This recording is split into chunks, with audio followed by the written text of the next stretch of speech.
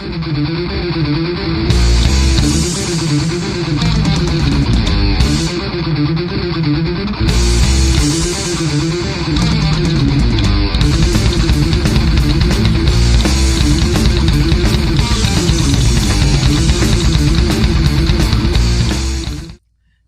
welcome to Breaking It All Down. I'm Count Zero.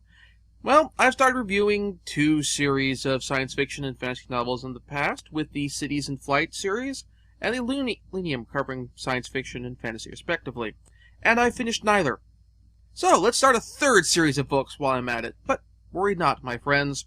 I have already finished reading the entire series in an omnibus volume, as I showed in my last Nintendo Power Retrospective video. So, this time, we will have some closure, and yes, I do plan on finishing reviewing those other 2 series. This week, though, I'm taking a look at one of the incarnations of Michael Moorcock's Eternal Champion, with the first part of the Hawkmoon series, The Jewel in the Skull. Now, for the images I'll be using in this video, and the other video reviews of the books, I'm going to be using images from the graphic novels. The graphic novels use it's the same story, they don't change it. I'm just using it because it's easier to illustrate the visuals going on in there. These don't necessarily represent the visuals I had in my head when I was reading the books. But it gives you an idea of what things might look like. I'm not going to comment much on the art here. And I'm focusing on the plot. I'm using them for the criticism of the plot. So, don't misinterpret this as being a review of the comics as much as a review of the story that that the comics have in common with the book. So, let's get started.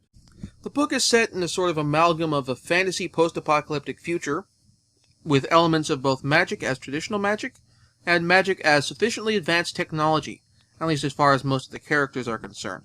The story follows Dorian Hawkmoon, the ruler of the city of Köln in Germany. I'm mispronouncing that. After being defeated in battle by the forces of the Dark Empire of Grand Bretagne, Hawkmoon has the titular jewel implanted in his skull, essentially a magical device that lets the rulers of Grand Bretagne see what he sees and kill him if he attempts treachery. Grand Bretagne is ruled by Emperor King Huan, who is immortal but confined to his throne globe, which maintains his life. Now, before you do the kind of thing that makes me start quoting the I Hope You Like Text Penny Arcade script and saying, oh hey, that's a total ripoff of Warhammer 40k or what have you, Jewel in the Skull was published in 1967. Warhammer 40k didn't come out until 1987, so unless Michael Moorcock has access to time travel, he can't have ripped off Warhammer.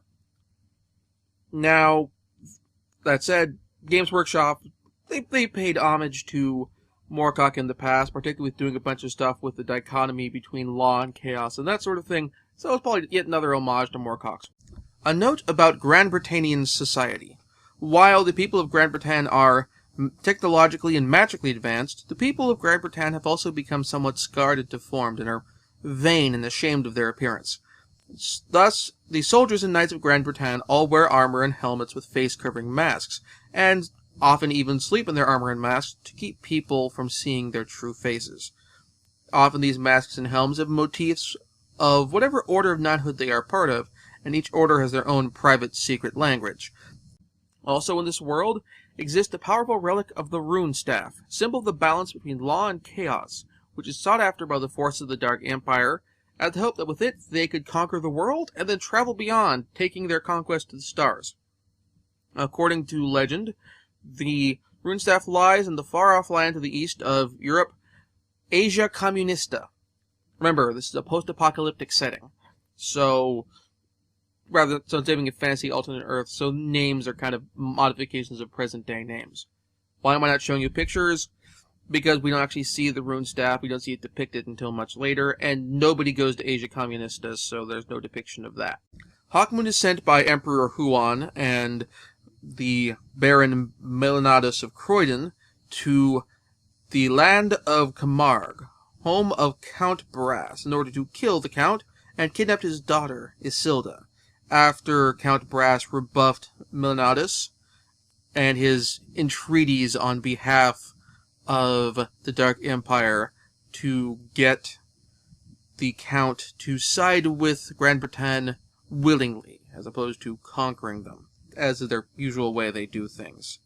However, these plans turn out somewhat for naught, as Count Brass and his advisor, Beaugentle, detect the treachery and temporarily disable the gem.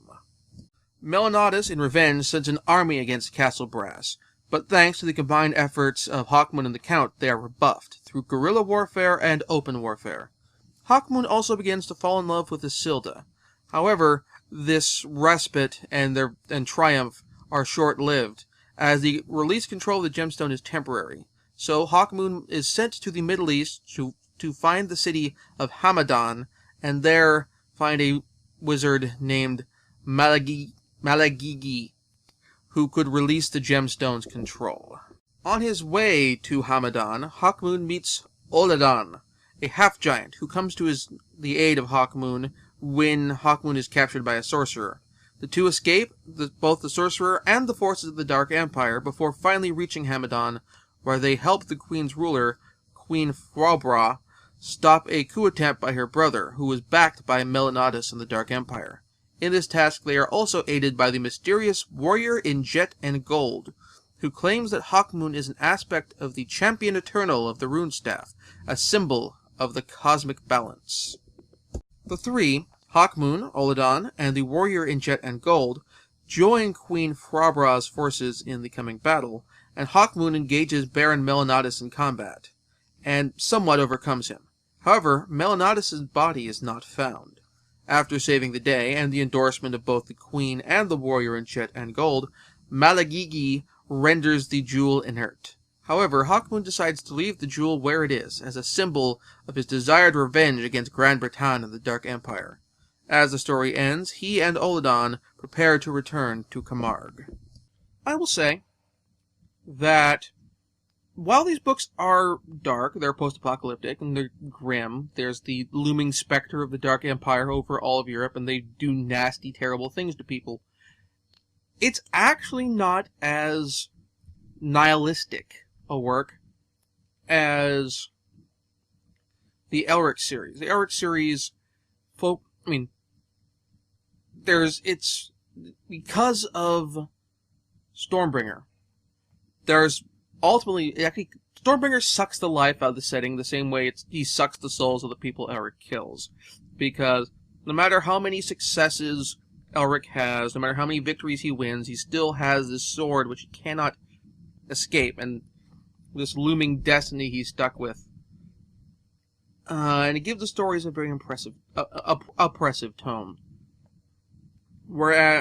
In fact, there's very few comic relief characters there. Elric is angsting over the fact that he has a sword that he doesn't totally control and eats people's souls, including, well, the souls of his friends and his loved ones. In fact, the only comic relief in the Elric series at all is occasionally Moonglum will crack wise or say something tongue-in-cheek. And that provides the comedy. The only comedy of the setting. Here, though, well, Hawkmoon makes quips. Hawkmoon's companion, Oladan, makes quips. Count Brass is a boisterous, cheerful man when he's in a good mood. And by boisterous and cheerful, I mean like Brian Blessed, boisterous and cheerful. Really, it is a setting. It is a setting where there is darkness here. There is oppression in this world because it's post-apocalyptic and you can't escape that. But there are rays of light, and that, I think, makes the Hawkmoon series, to a certain extent, a little more appealing, a little more approachable than Elric. Elric is more well known, but I think if you're coming into Michael Moorcock for the first time, I would say that Hawkmoon is a good place to come in.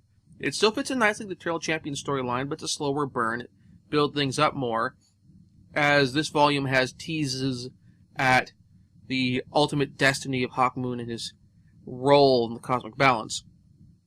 But it's it's a fun sword and sorcery novel. It's one that avoids the racist and misogynist elements that occasionally come in the works of other fantasy authors, like the Conan series. So there's also that as well. I think that if you're not the biggest fan of swords and sorcery, if you find it difficult getting into Conan, or if you're coming into Michael Moorcock for the first time because you've heard recommendation of his stuff, this is the place to come in on. I really recommend you check out this book. And next time, I'll be taking a look at the second book, The Mad God's Amulet, and I'll see you then.